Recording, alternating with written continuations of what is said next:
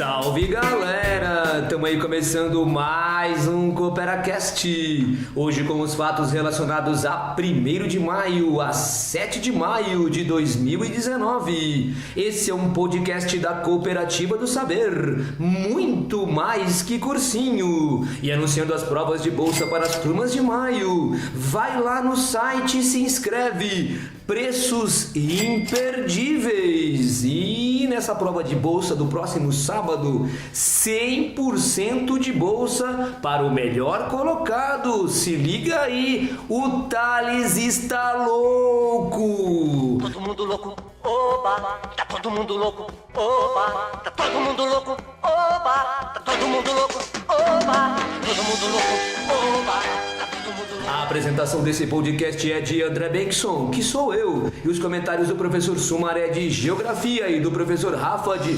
Sociologia. E vamos lá para os destaques de hoje. Atenção, vamos lá, professor Sumaré, jogo rápido, é jogo em 1 minuto. E aí, galera? E aí, professor André, professor Rafa?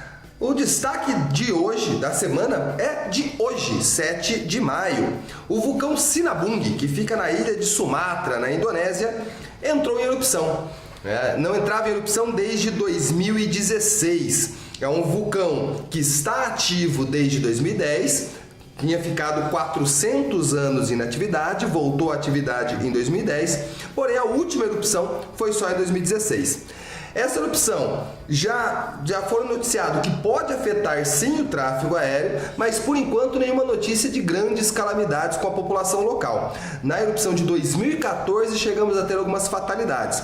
Lembrando que vulcões, gente, são áreas que ocorrem essa liberação de pressão, né, devido à convecção do manto, e a Indonésia ela fica no cinturão de fogo do Pacífico, a região onde nós temos o maior número de vulcões ativos do mundo. Cerca de mais de 80% dos vulcões ativos estão lá. Só na Indonésia, professor André, são 127 vulcões. Caramba! É isso aí. Explosivo, hein? Explosivo. Muito bem, jogo rápido, jogo em 1 minuto. Agora o destaque do professor Rafa. Bom dia, boa tarde, boa noite para vocês. O meu destaque da semana é os 201 anos do nascimento de Karl Marx, né? Um dos maiores pensadores dos nossos tempos, né? A partir do século XIX e século XX vai influenciar boa parte das produções das ciências humanas, né? E diferentemente do que algumas pessoas pensam, né? A questão de doutrinação passa longe do que o marxismo trabalha. O marxismo é uma escola científica, né? É um pressuposto de uma escola científica das ciências humanas extremamente importante.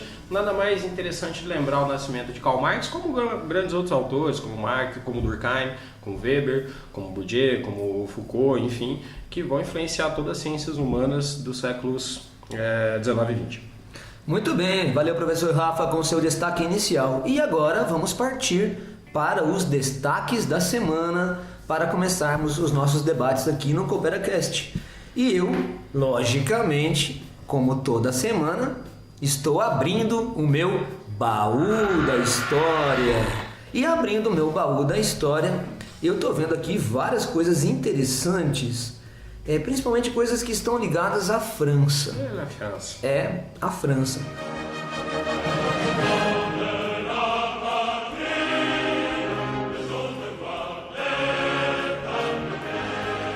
Veja só que no dia 6 de maio de 1682, o rei Luís XIV, cuja sua frase mais famosa era "O Estado sou eu". Olha que bonito, professor Rafa. Então, Luís XIV da França transferiu a corte para o Palácio de Versalhes.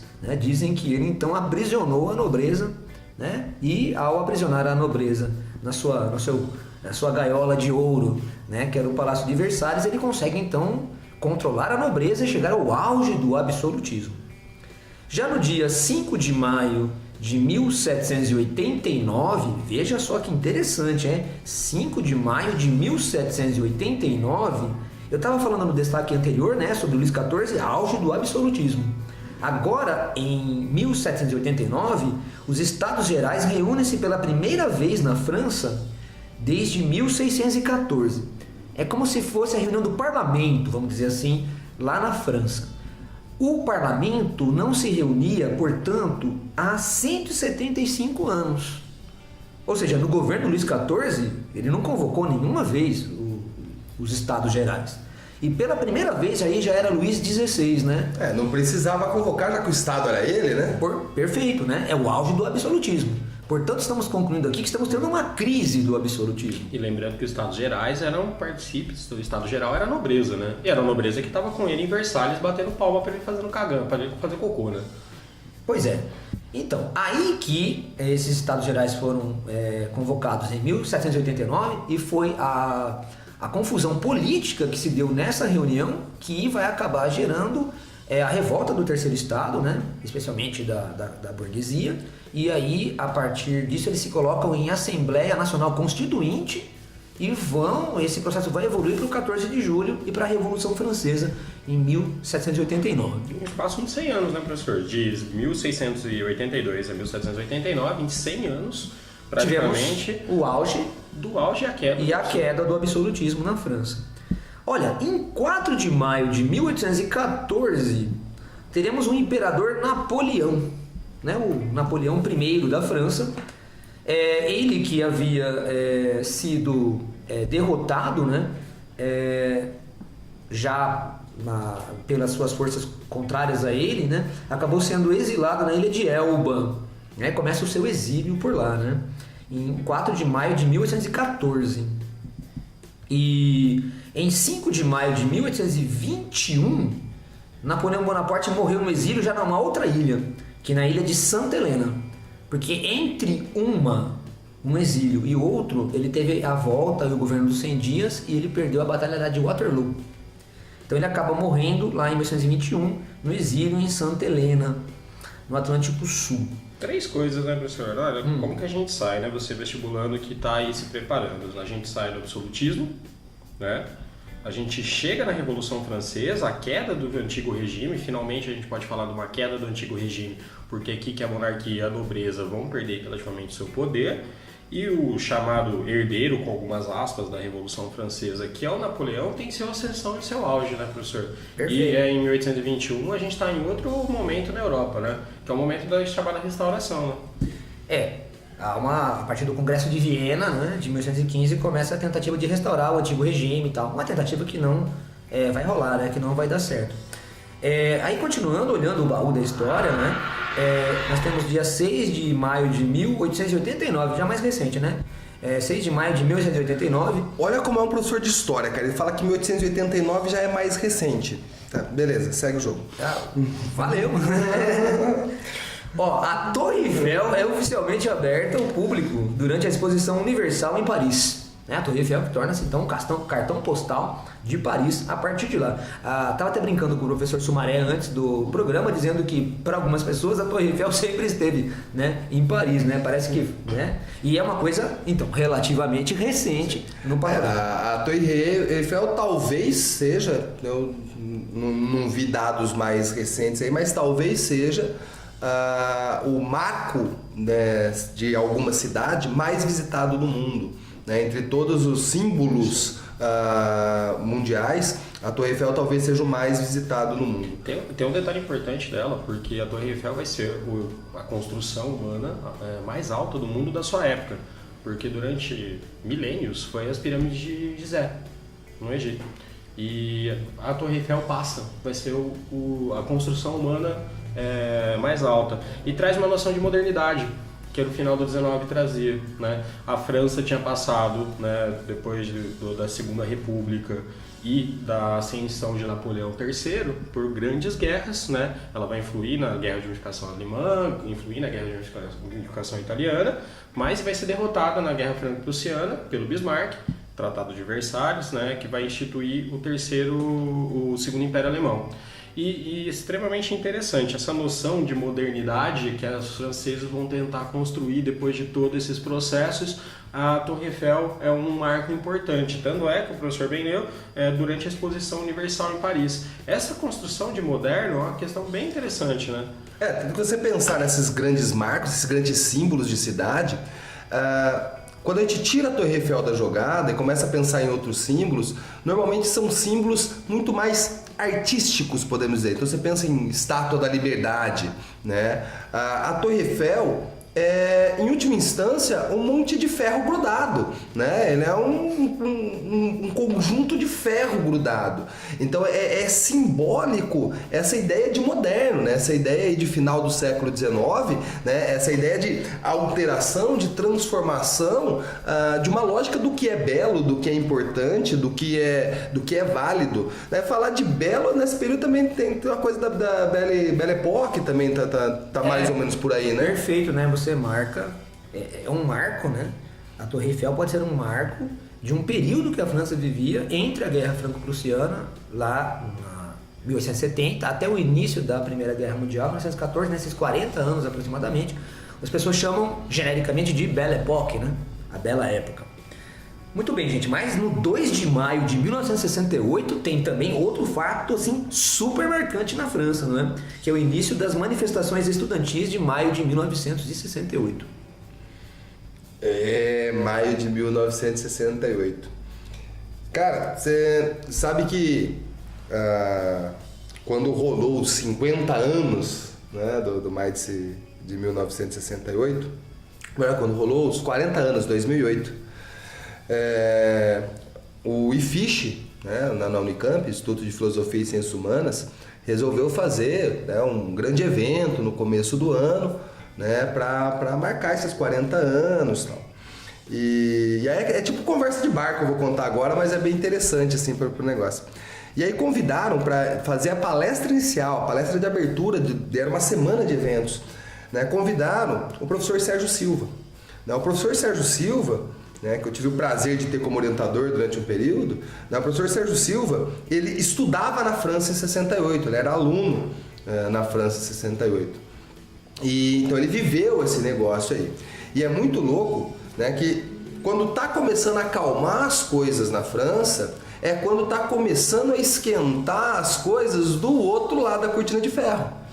E aí o Sérgio Silva, junto com um bando de maluco, colega dele, entraram num carrinho e fizeram de Paris para Praga, de carro. Então eles vivenciaram maio de 68 na França e depois vivenciaram a Primavera de Praga, em Praga, né, na Tchecoslováquia. E aí assim chamaram o Sérgio Silva para falar um depoimento sobre 68.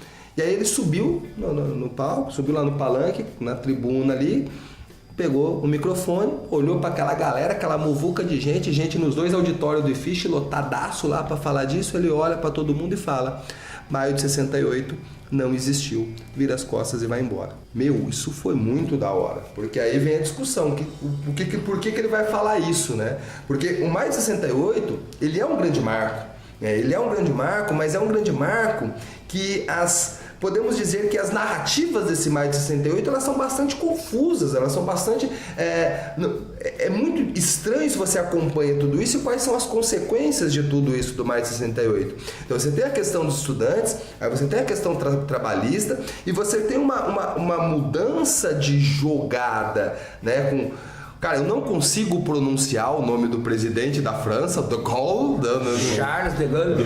Eu não consigo pronunciar. E esse cara vai fazer os acordos ali durante esse período. E aí, essa revolução de 68, que começa do nada, começa como uma explosão, acaba do mesmo jeito. Né? Então é como se fosse aí, né, uma explosão no momento e some depois. E aí quais são as consequências disso? Talvez, e aí eu entendo o Sérgio Silva quando ele entra nessa linha, as consequências de maio de 68 são muito mais as consequências que nós queremos encontrar como consequências de maio de 68 do que como uma consequência direta do que foi maio de 68. As imagens de maio de 68 são belíssimas quando você olha esse momento de crescimento, mas e aí? O que vai rolar depois disso? O que vai rolar, né, como efetivo de consequências de maio de 68? É bastante maluco você pensar nesse princípio também, nessa questão, né? Dá para fazer um paralelo com as manifestações atuais, né, que rolaram no Brasil. Eu acho que até dá para você fazer um paralelo, né? A jornada de junho, o início de um levante, e que acaba, né, e que some, né? Quais são as consequências de todo esse processo? Talvez os coletes amarelos, que é a notícia dessa semana, que nos trouxe aqui para essa discussão, talvez dê para fazer uma relação em questão a isso. Os coletes amarelos, eles vêm semanalmente fazendo atos, né? E aí quem são esses coletes amarelos? Já há um monte de discussão sobre de onde eles surgiram, para onde eles vão. Você tem declarações bem interessantes quando a gente vai ouvir as declarações sobre isso. Se a gente vincular a última pesquisa eleitoral francesa com esses coletes amarelos, dá para fazer um paralelo com o Brasil, né? A extrema-direita francesa vem crescendo muito nas pesquisas, crescendo bastante. E aí na manifestação de sábado, do dia 4 de maio, praticamente foi vazia, foi esvaziada a manifestação. Pouco mais de 20 mil pessoas. Para manifestações que estavam tomando a Champs-Élysées, né, 20 mil pessoas não é nada. Tem uma posição bem interessante sobre essa questão do Maio de 68. Alguns autores trabalham que são a mudança de algumas das perspectivas de movimentos sociais. Até a década de 60, o movimento social era muito ligado a uma questão relativamente de classe, e movimento principalmente que vai ser conduzido por trabalhadores, numa questão que a gente é herdeiro de uma revolução industrial, da segunda revolução industrial principalmente, associações de trabalhadores e sindicatos e tudo mais. Até a década de 60 é muito conduzido por essa turma, com questões de reivindicação de salário, melhoria das condições de trabalho e tudo mais. A partir do maio de 68, a ideia de liberdade individual vai ser começar a entrar dentro dessas pautas de movimento social. Então, questões como liberdade sexual, questões de gênero que vão ser trabalhadas, questões de raça, enfim, vão ser colocadas dentro dessas manifestações. Então, assim, é um momento de passagem até da questão dos próprios movimentos sociais, como que eles se apresentam. A reação dos estados anteriormente, antigamente uma reação de conflito direto, o De Gaulle vai segurar um pouco e vai dar uma desidratada no movimento que acaba perdendo um pouco da sua força. Eu acho perfeito esse posicionamento do professor Rafa quando ele fala da questão social, que dá pra gente pensar num outro viés da Guerra Fria, que é um viés cultural, né? Eu gosto muito mais de olhar esse maio de 68 como característica de uma situação, de um mundo que está prestes a acabar, né? O medo da guerra nuclear e toda aquela questão. E aí eu gosto de olhar para maio de 68 e para a Primavera de Praga e ver as semelhanças nas diferenças. Nos dois casos você tem uma juventude que está questionando a situação que eles estão. Então podemos pensar que do lado da cortina de ferro com a influência do capitalismo, você tem uma juventude que tá lendo aí os autores, tá lendo mal, velho, tá lendo essa galera e questionando a sua situação. Enquanto do lado da cortina de ferro sob influência da União Soviética, você tem uma juventude que está questionando essa situação e está olhando para o consumo, para o lado bonito do consumo capitalista. Ou seja, essa juventude dos dois lados não se colocam. E aí, se a gente pegar esse ano de 68 e ver as consequências que isso vai ter na questão cultural, a gente pega pop art, pega a Tropicália, a gente estava conversando hoje à tarde sobre Tropicália, aqui na Coopera. 68 é o ano de lançamento do Sgt. Peppers, dos Beatles, né? Então eu consigo ver muito mais como característico de uma ebulição cultural do que como uma questão, vamos dizer assim, de classe, né? Uma questão aí, que é como você falou, a questão trabalhista, que era diferente anteriormente. No caso da França, inclusive, vocês sabiam, curiosidade, a França é o primeiro país do mundo a decretar o Dia do Trabalho como feriado em 1919. E nessa ocasião foi quando a jornada de trabalho foi estabelecida em 8 horas. Então a França, né, olha que legal, né, ela é o primeiro país a fazer isso. Você está falando de trabalho, Sumaré? Sim. Então eu estava aqui abrindo o baú da história e estava vendo um monte de coisas em relação ao trabalho que também tem aniversário nessa semana aqui do nosso programa. O que seria até esperado, afinal de contas, 1º de maio, né? Então, você pode... Pois é, né? Tem relação com o trabalho. Por exemplo, em 1º de maio de 1886, você tem o início da greve geral nos Estados Unidos e manifestação nas ruas de Chicago. Os eventos que se seguiram movimentaram a criação do Dia do Trabalhador, né? Que todo mundo conhece hoje, né? O 1º de maio, Dia do Trabalhador, a partir dessa sequência desses eventos que aconteceram lá nos Estados Unidos. Por exemplo, revolta de Haymarket, né? Uma bomba é lançada contra policiais que tentavam acabar com uma reunião do Movimento Operário de Chicago, lá nos Estados Unidos. Então, matando 8 e ferindo 60. Então, a polícia abriu fogo contra os manifestantes. Então, a partir dessas questões do 1º de maio de 1886 nos Estados Unidos, a coisa evolui para o 1º de maio ser o Dia do Trabalhador. E que é engraçado também, e eu, professor Sumaré, vimos isso antes do início do programa, que nos Estados Unidos o 1 de maio não é o feriado, nem é o Dia do Trabalhador. Eles têm um dia do trabalho que cai em outra data, né? É na segunda semana de setembro, né? Uma daquelas datas que são rotativas. Labor Day, né? Labor Day, né? Bom, ainda falando sobre esses assuntos, no dia 4 de maio de 1926, tem o início da greve geral lá no Reino Unido. Muito bem. No dia 2 de maio de 1933, sindicatos independentes da Alemanha são substituídos pela Frente Alemã para o Trabalho. Mas isso aqui já está ligado à ascensão do nazismo, né? Do Adolf Hitler. Então ele proíbe os sindicatos que são independentes e cria os sindicatos vinculados ao nazismo.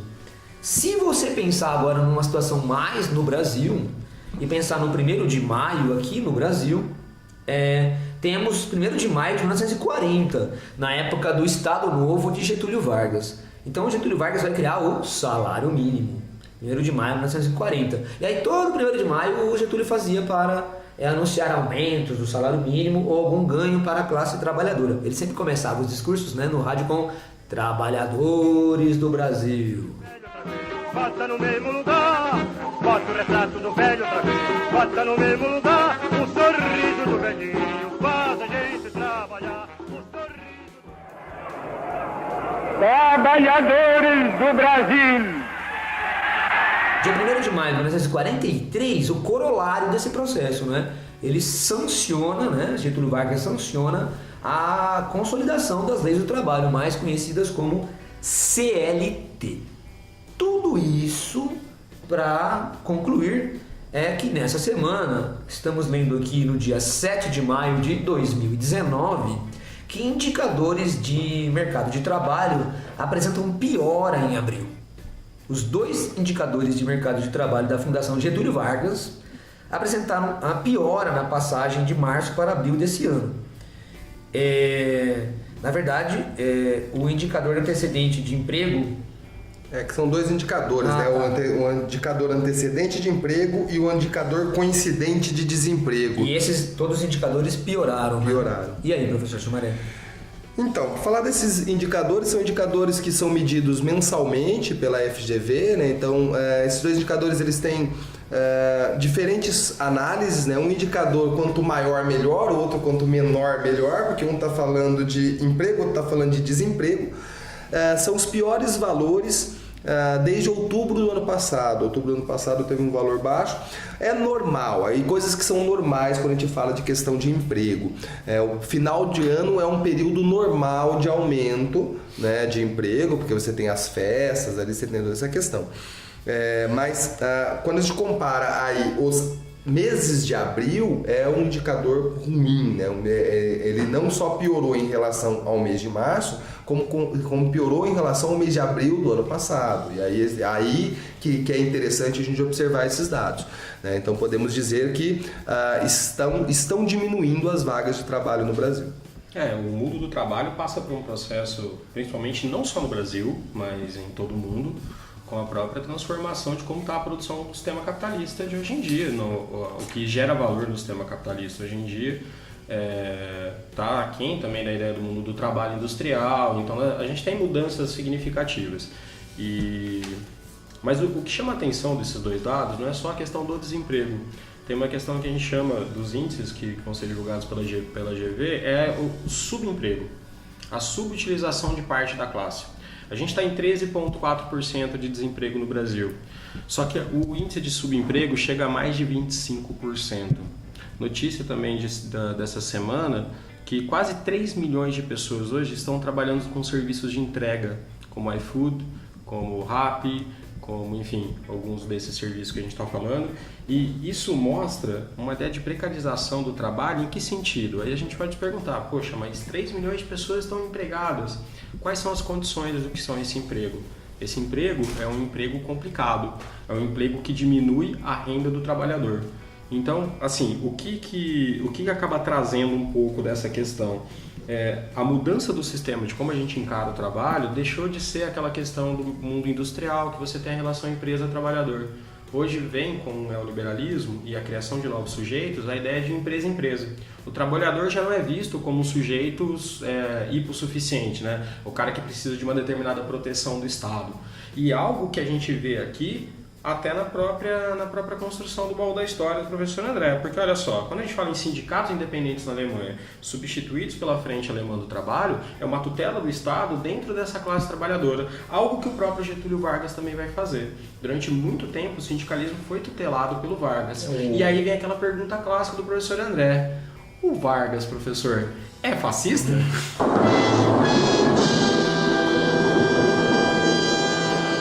Sacanagem com o professor André. Enquanto ele está se recuperando da pergunta, só fazer uma questão interessante aqui, né? A vínculo do Vargas, essa tutela do sindicato, o imposto trabalhista, né? Esse imposto trabalhista que é inserido aí nesse momento, né? E muitos sindicatos se posicionaram contra esse imposto trabalhista, né? Porque muitos sindicatos viam essa ideia do imposto trabalhista como essa tutela, ou seja, como vincular, como travar com o Estado. Então aí você tem, aí principalmente nos anos 70, quando você tem lá a construção da CUT, né, principalmente a construção da CUT, questionando esse imposto trabalhista. Não precisa ir longe, ou indo longe. No início da ideia da CLT, muitos trabalhadores foram contra, lá na década de 40 ou 30, a própria carteira de trabalho, né? Os caras queimando carteira de trabalho na porta da fábrica, uma vez que seria a ideia de registrar todos os trabalhadores e ter todos fichados, né?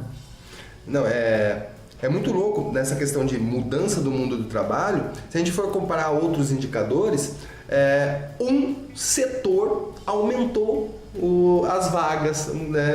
Onde que as pessoas estão aumentando, né, o trabalho, onde tem trabalho hoje, né? Os trabalhos via aplicativos, né? Então você tem a galera aí com Uber, né? A galera com iFoods e coisa do tipo, a galera que... E aí qual é a relação de trabalho que você tem aí? Né? As relações de trabalho anteriores já não existem mais, né? Porque você é o cara que tem um aplicativo. Né? Teve uma imagem que vinculou na internet há um tempo atrás, que eu achei fenomenal essa imagem, inclusive utilizei ela em prova esse ano, que é um cara com a caixa de entrega do Uber Eats, né? Então ele está entregando comida, mas não é a Uber que produz essa comida. Então a Uber ela só vincula o restaurante que produz com um cara que pediu a comida. E ele está usando uma bicicleta para fazer essa entrega. E é uma daquelas bicicletas do Itaú, né? Então o cara, ele não é dono da bicicleta. Ele está pegando uma bicicleta alugada do Itaú. Ele não é dono da empresa de transporte. Quem faz essa logística é a Uber. Ele não é dono do restaurante, que faz a comida. E mais louco, ele não é nem funcionário do banco, nem funcionário da empresa de aplicativo, nem funcionário do restaurante, né? Ou seja, qual a relação que ele tem de trabalho, né? Cara, se isso não é o ícone do neoliberalismo, eu não sei dizer o que seria. E aí, vincular com o destaque da semana do professor Rafa, né? Quando o Rafa falou aí da questão do Marx, vamos pegar o Marx e vamos pegar esse neoliberalismo hoje. É bem complicado tentar fazer uma contemporaneização do Marx sem tentar ver essas diferenças no mundo do trabalho. O Marx está escrevendo num outro momento da história e o que nós estamos vivendo hoje é um momento completamente diferente. Você tem autores hoje que tentam fazer essa relação, mas pensar que são coisas diferentes. Enquanto as preocupações do mundo do trabalho e dos proletários do século XIX são outras, né? Porque nós estamos falando de condições de trabalho que vem lá da Revolução Industrial. Então, quando a gente pega textos lá da Revolução Industrial e vai ver o que está acontecendo nas fábricas na Revolução Industrial, então você pega ali Londres, Liverpool, você pega aí no Reino Unido o que está acontecendo ali, as condições de trabalho são condições degradantes, por perto da questão da escravidão. Mas, professor Sumaré, o senhor falou em Revolução Industrial, é isso? É que onde começa essa Que começou aonde? Foi no Reino Unido, né? No Reino Unido, nem era Reino Unido ainda, já era assim. Já era Reino Unido. Se você pensar em 1765, né? Reino Unido começou a Revolução Industrial. E eu tô abrindo aqui o baú da história e tem um monte de coisas também do Reino Unido que a gente poderia falar. Então vamos lá, né? Deixa eu pegar aqui, né? E olhar aqui no dia 5 de maio de 1215.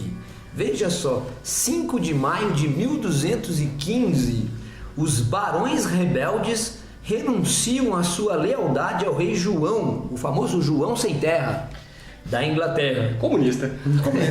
João Sem Terra. Aniversário de Marx, comunista, João Sem Terra. E aí isto é uma parte de uma sequência de eventos que faz com que esses barões pressionem o rei para que o rei aceite a chamada Magna Carta de 1215, que já é então um documento de uma série de intenções que o rei deve aceitar, de uma série de leis e legislações que o rei deve se submeter. Ou seja, isto já é uma primeira legislação a qual o rei deve se curvar, e é uma sementinha, não é, que depois vai levar a ideia de um parlamento, que o rei deve debater os assuntos com o parlamento. Isso na Inglaterra já desde 1215, ou seja, do século XIII.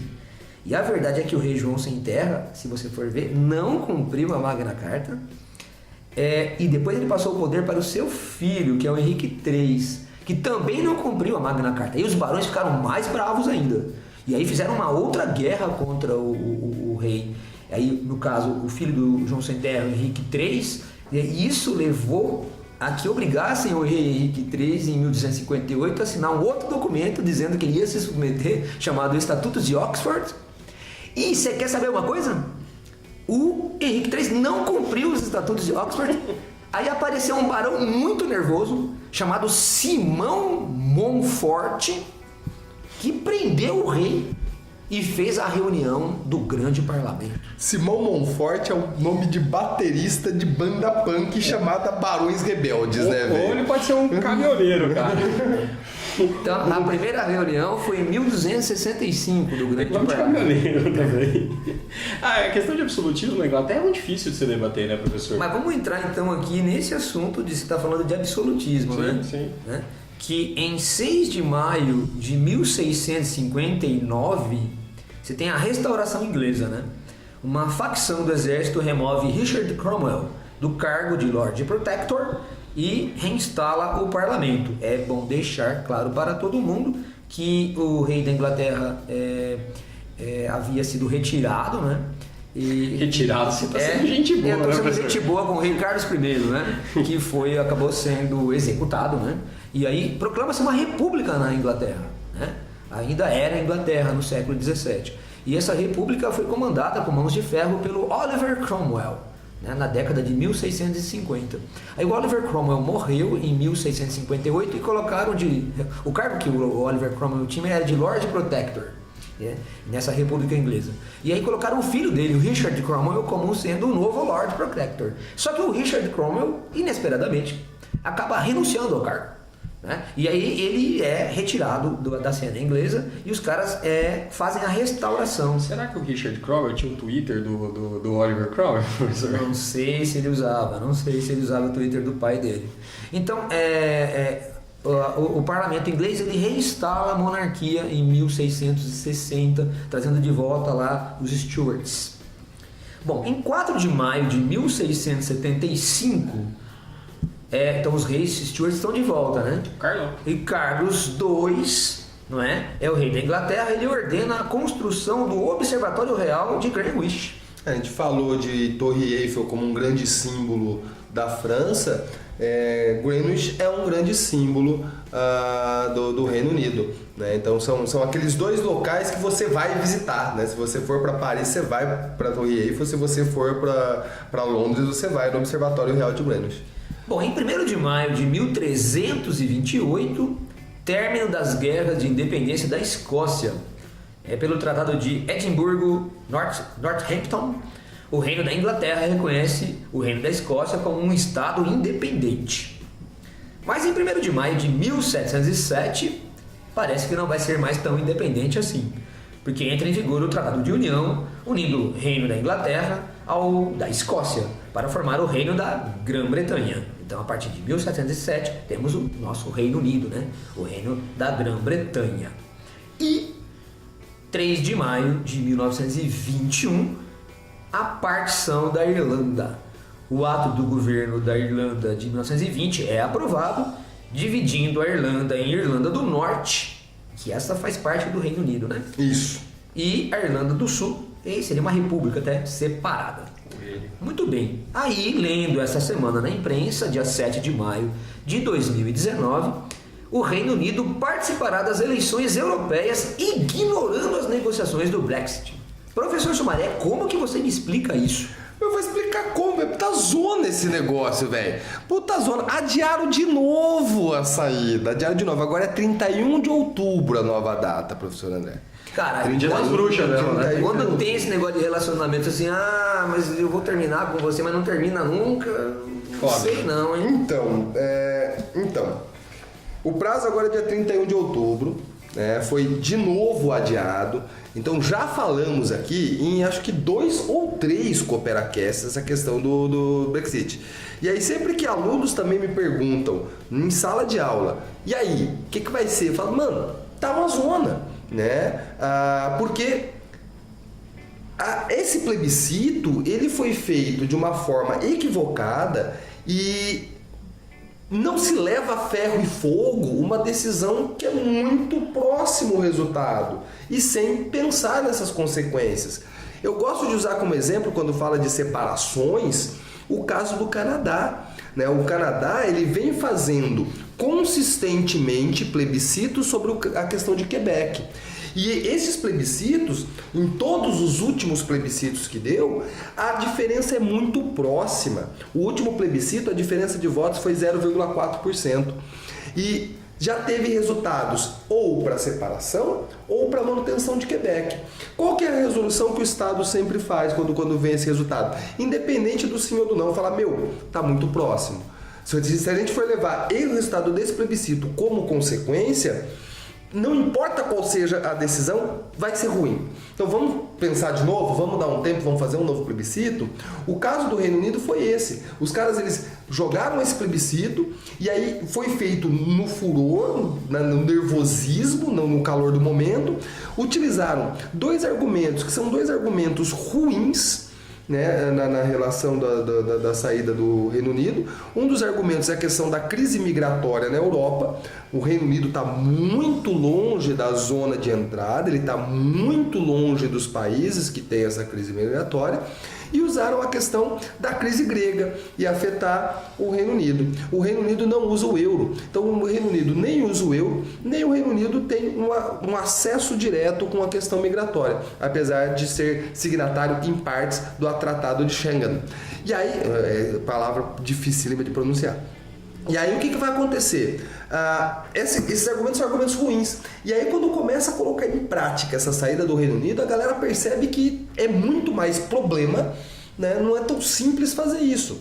Se a gente pegar o que é a União Europeia e os acordos que estão envolvidos, a gente tem algumas etapas desses acordos. A gente tem, em primeiro ponto, uma zona de livre comércio. Essa zona de livre comércio seria o trânsito de produtos. Aí você tem um segundo ponto, que é a União Aduaneira. A União Aduaneira é quando esses países membros eles passam a ter um mesmo imposto para a entrada de produtos de terceiros. Aí você tem um terceiro ponto que vai ser o mercado comum, que aí seria um livre trânsito de produtos, mas também um livre trânsito de capital, pessoas e serviços.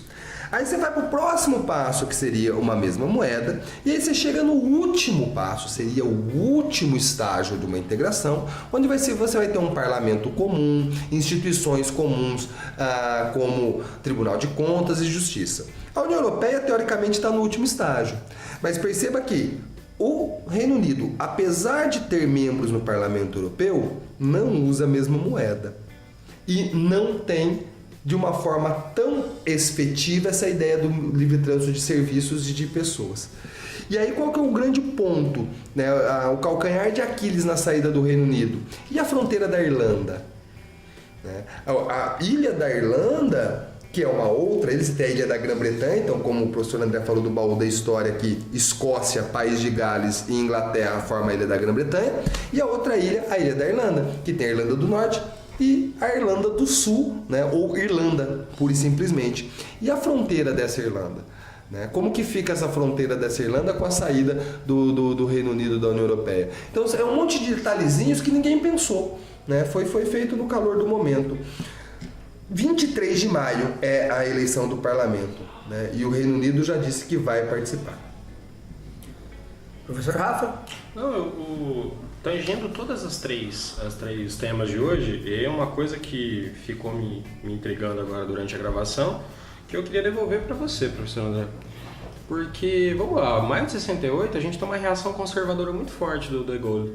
De Gaulle vai sair fortalecido no maio de 68. As principais pautas não vão entrar como base do Estado francês e a Revolução Cultural vai se dar em outro momento que não é conduzido pelo próprio Estado.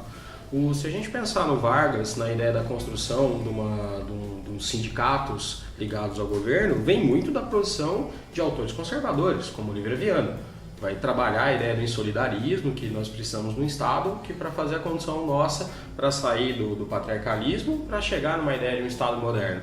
E se a gente for pensar agora no Reino Unido, são os conservadores que vão conduzir para esse processo do Brexit, com dados assim muito complicados. O professor Sumaré bem colocou, assim, estão fazendo uma separação com um percentual muito pequeno, está sendo conduzido por um governo conservador. E dá para se entender, professor André, você tem a ideia de pensamento conservador, reações conservadoras a partir de momentos de crise, como que esses momentos que a gente narrou aqui? Eu vou te responder rapidamente com os Estados Unidos. Os Estados Unidos viveram a mesma coisa que se citou sobre França, não é? Os Estados Unidos estavam numa situação revolucionária pela juventude nos anos 60, luta contra a guerra do Vietnã, luta pelos direitos civis. Professor Rafa, quem ganhou as eleições nos Estados Unidos em 1968? O senhor Nixon, um homem conservador. Veja que interessante, não é? Talvez se fizer um espectro de conservadorismo nos Estados Unidos, seja um dos presidentes mais conservadores. Então você vê que o pensamento conservador, ele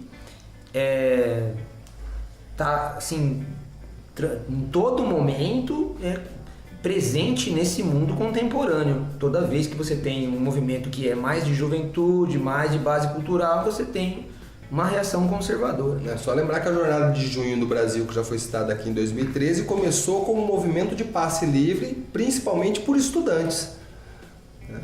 E consequência, ponto final de toda essa história é a eleição do Bolsonaro. Então existe os caras estão sempre de olho, né?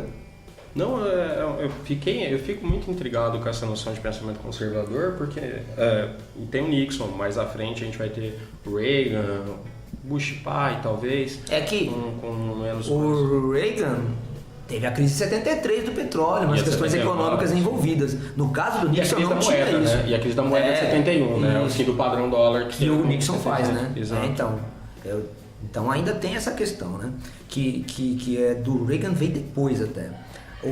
A eleição do Nixon é no calor do valor, né? Bom, mas é isso aí, né, gente? Professor Sumaré, se liga no vestibular, professor. E aí, galera, essa semana a notícia que a galera estava esperando faz muito tempo. Começaram as inscrições do Enem. Já está rolando inscrições do Enem e, gente, a inscrição do Enem ela é curta, tá? Então corre para fazer essa inscrição. Além da inscrição do Enem, estão rolando inscrições para outras universidades. Universidade Estadual de Maringá, Fundação Getúlio Vargas, Instituto Federal do Rio Grande do Sul, Centro de Educação Superior à Distância do Estado do Rio de Janeiro, Universidade Estadual de Goiás, Universidade do Estado de Mato Grosso, Universidade Estadual de Ponta Grossa, Universidade de Fortaleza, Escola Técnica Estadual de São Paulo e Fundação Universidade do Tocantins, Universidade do Estado de Santa Catarina e Universidade Estadual do Ceará. Aí para os cursos de medicina, então como a gente sempre faz aqui, aquilo que está rolando inscrição e o vestibular vai ser muito rápido, vai ser ou mês de maio ou começo de junho. Universidade Severino Sombra, um Centro Universitário Integrado de Campo Mourão, Centro de Ensino Superior de Valença e Centro Universitário São Camilo. Além dessas inscrições, também temos os pedidos de isenção. Ainda está rolando o pedido de isenção da Unicamp, então corre para fazer esse pedido de isenção. E o pedido de isenção da Escola Superior de Propaganda e Marketing. Só para fazer um comentário rápido sobre essa questão do Enem, gente. Se você pediu isenção, você tem que fazer a inscrição do mesmo jeito, tá? Não perde tempo não. Vai lá e faz a inscrição. É isso aí.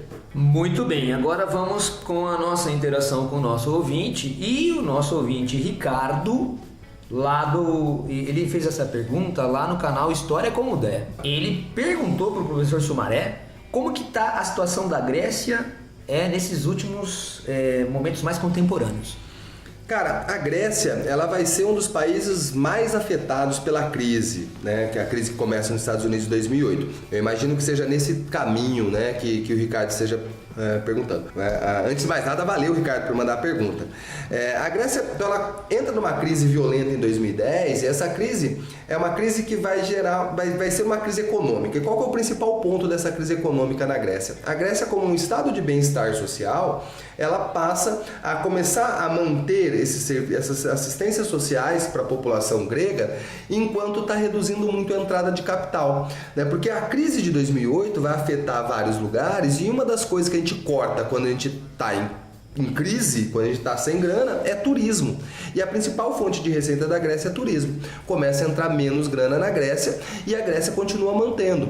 Isso vai gerando um déficit na Grécia. E aí a Grécia continua mantendo esses serviços, aumentando o seu déficit. Aí da crise econômica vai para uma crise de confiança. A galera para de especular com a Grécia, começa a ficar arriscado demais emprestar para a Grécia, comprar os títulos da dívida da Grécia.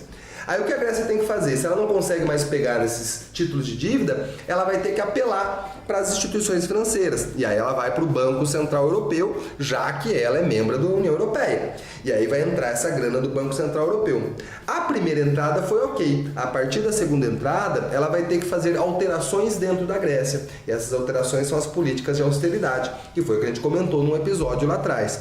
E aí, quais vão ser as consequências disso? Isso vai gerar uma grande mobilização popular. E essa grande mobilização popular, porque afinal de contas estão cortando os direitos dessas pessoas, essa grande mobilização popular vai eleger um cara da esquerda, que é o Tsipras. E esse cara da esquerda, ele vai fazer uma jogada que eu considero uma jogada inteligente para um chefe de Estado. Ele nem vai jogar todas as mudanças que a população estava pedindo, mas também não vai manter todos os elementos dos acordos anteriores. Ele está fazendo o famoso jogar para os dois lados. E nesse jogar para os dois lados, ele está lidando com essa crise. A Grécia não saiu dessa crise, ela se mantém nessa crise, mas ele está tentando trazer novos acordos internacionais. Ele está tentando manter a situação da população sem elevar a questão da pobreza dessa população, mas tentando manter o acordo com a União Europeia. Talvez uma sorte que ele tenha tido nesse processo todo foi o caso do Brexit. Talvez o Brexit tenha dado um alívio para a Grécia, porque aí a grande questão da União Europeia, o maior problema da União Europeia agora passa a ser o Reino Unido. E aí a situação da Grécia é uma situação até mais controlável, até mais contornável, né? E, inclusive, vários países da União Europeia já perceberam que, e principalmente depois desse risco da saída do Reino Unido, que é importante manter a Grécia. É importante que a Grécia se mantenha ali. Então, os acordos, né, e as tretas dentro do parlamento reduziram em relação à Grécia. Agora, se você está falando da coisa mais recente que aconteceu na Grécia, se a pergunta é isso, esse ano a gente está tendo manifestações da Grécia, mas não são por causa disso. São manifestações por causa da Macedônia, professor André. Por causa da Macedônia, mas não por causa do Filipe II lá, do Alexandre o Grande. Não. Com o fim da República da Iugoslávia, né, com o pós-Guerra Fria, uma das regiões da Iugoslávia virou a Macedônia. E aí, os gregos conservadores, por falar de pensamento conservador, como o professor Rafa levantou aqui, começaram a questionar e criticar o fato de algum lugar que não seja a Grécia chamar Macedônia. Porque Inaceitável, né? Inaceitável. A Grécia, olha que loucura, velho. A Grécia, ela passou a atuar vetando e tretando com a Macedônia em todas as questões internacionais. A Grécia, ela vetou a entrada, por exemplo, da Macedônia na União Europeia todas as vezes que foram pedidas. A Grécia vetou a entrada da Macedônia na OTAN. Então a Grécia, ela virou aquele negócio de perseguição contra a Macedônia. Mas espera aí, só para verificar, é por causa do nome? Macedônia. Só por isso? Porque a Macedônia é Grécia, né, professor André? Ah, lembra? Você tá roubando o meu nome, é isso? Isso. Ladrão, hein? Isso. Cada um com a sua mamadeira de piroca, né? E aí, qual foi a grande sacada do Tsipras nesse ano? Que eu considero um cara com sacadas. Qual que foi a sacada? Ele virou para Macedônia e falou, vamos fazer um acordo? Você muda seu nome de Macedônia para Macedônia do Norte, porque a gente coloca uma questão regional. Fala, ó, então existe aquela Macedônia do Norte e a Grécia, né, pô, Macedônia continua sendo nosso. É um acordo que tenta atender a todos os lados. E aí o ponto que a Grécia vai levantar é, com a assinatura do acordo da Macedônia, a Grécia passaria a deixar de vetar as entradas da Macedônia. Enquanto estava rolando a reunião do parlamento grego, onde foi aprovado esse acordo, né? Os conservadores gregos foram às ruas. Os números são coisas assim, de cerca de 100 mil pessoas nas ruas protestando contra o nome Macedônia. E é isso que eu tinha para falar. Muito bem. Estou realmente emocionado com a questão da Macedônia do Norte. Se eu fosse a Macedônia do Norte, eu voltava para Macedônia. Então. Será que Macedônia do Norte não pode também? Vai Macedônia do Oeste. Bom, gente, você escuta o nosso CooperaCast pelo SoundCloud, pelo Castbox, pelo Spotify, no canal História com Dé. E você pode fazer a sua pergunta lá no canal História com Dé. E você pode também fazer a sua pergunta na nossa página oficial do Facebook. Vai lá, interage com a gente, pergunta, faz que nem o Ricardo, né? Sugere temas. A gente pode debater também o tema que você sugere, beleza? Então vamos encerrando o programa de hoje, agradecendo o professor Sumaré pelos comentários, agradecendo o professor Rafa pelos comentários, agradecendo o professor Chico pela técnica mais técnica do Brasil, e um abraço e valeu!